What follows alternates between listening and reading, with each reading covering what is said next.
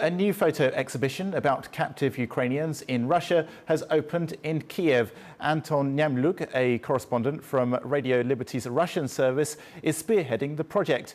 He hopes the photos will shine a spotlight on what he calls the prisoners of the Kremlin.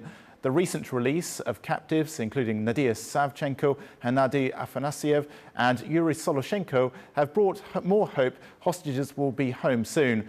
However, there are scores more forgotten prisoners still held by Moscow, as one of First Ukraine's correspondents recently found out. These photos are the only thing that for Time knew about Stanislav Klich, his niece Lesia Sinch. I followed Anton's publications on Facebook, and frankly speaking, only by virtue of Anton and other journalists who were brave enough to go to Grozny to the trial, we could find out such important information for us. Anton Naumlyuk, the author of the photos, was with the heroes of his photo reports at the first opportunity, and now he looks back at the most dramatic moments. It was the case of Savchenko. At the same time, the trial of Sergei Litvinov was held, the man who was accused of mass murder and sexual assault, and in his case were mentioned even Kolomoisky, who supposedly gave money for a murder, and Avakov, who gave orders to organize a genocide of peaceful population of Lugansk region.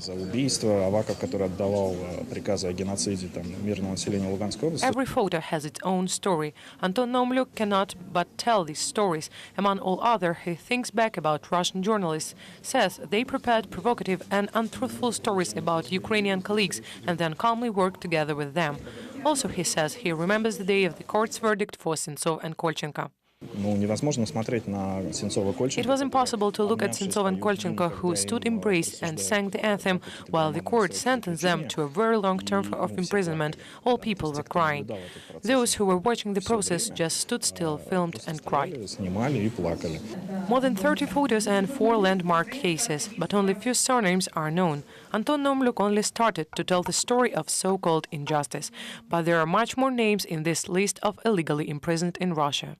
Today there are 29, because another 2 people came back, Gennady Afanasyev and Yuri Soloshenko.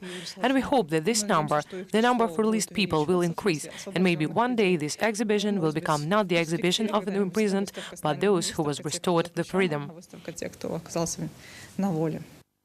The exhibition Court of the Absurd will last till 22nd of June in the Crimea House.